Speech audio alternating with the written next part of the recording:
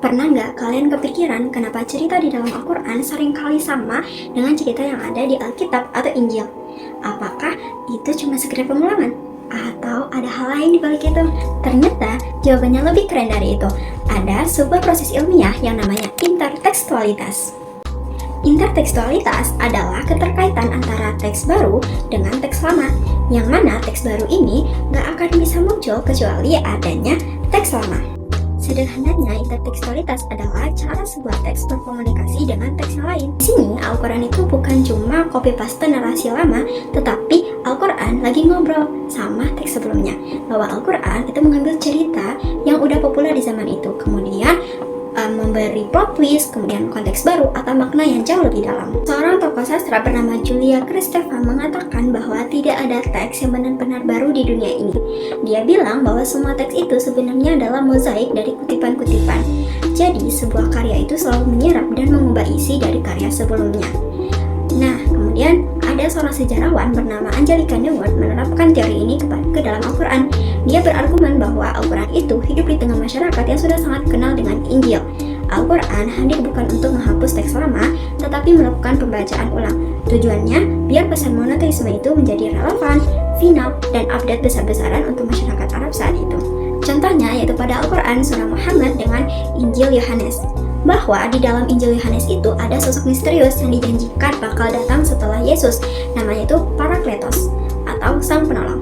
Disinilah intertekstualitas itu terjadi, yaitu ada rahasia di balik huruf vokalnya. Dari kata Parakletos, itu kita bisa menggeser sedikit huruf vokalnya menjadi Perikletos. Artinya itu berubah drastis menjadi yang terpuji. Dalam bahasa Arab, yang terpuji itu adalah arti harfiah dari nama Ahmad atau Muhammad. Sehingga Al-Quran lewat surah Muhammad ini selalu memberikan konfirmasi mengenai ingat gak kalian sosok penolong yang kalian tunggu di Injil? Inilah orangnya, inilah wujud nyatanya yaitu Muhammad. Jadi, kalau di Injil sosok ini tuh lebih ke arah spiritual murni.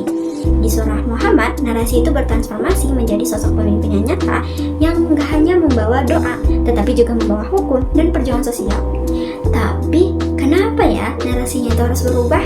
Karena Al-Quran ingin menunjukkan kalau agama itu bukan cuma soal sabar saat dizalimi, seperti narasi umum di Injil, tetapi juga soal keberanian berdiri melawan ketidakadilan. Itu sebabnya surah Muhammad ini memiliki nada yang lebih tegas dan kuat. Nah, untuk lebih paham, mari kita bedah perbedaannya secara detail dari 3 segi. Yang pertama, dari statusnya. Di Injil, narasinya itu bersifat nubuat atau abstrak. Sosoknya itu masih misterius, digambarkan sebagai roh kebenaran yang akan datang nanti. Tetapi di surah Muhammad, narasinya itu adalah ketetapan bahwa beliau bukan lagi sosok yang ditunggu, tetapi sosok yang sedang memimpin. Di ayat kedua, nama Muhammad disebut secara eksplisit sebagai jawaban nyata atas janji masa lalu. Kedua, dari segi karakternya, di Injil fokusnya itu sangat spiritual. Sang penolong hadir untuk menghibur hati.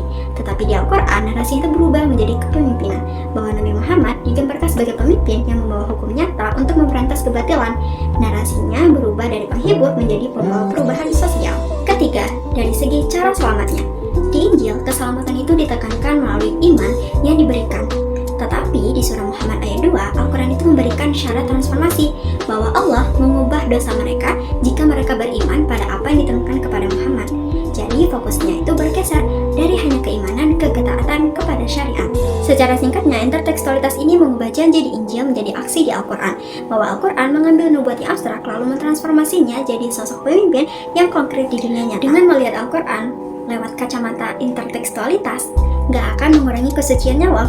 Justru kita jadi tahu betapa cerdasnya strategi komunikasi Al-Quran dalam menjawab tantangan zamannya. Menarik gak kalau kita bedah surah lain pakai cara ini? Tulis di kolom komentar ya.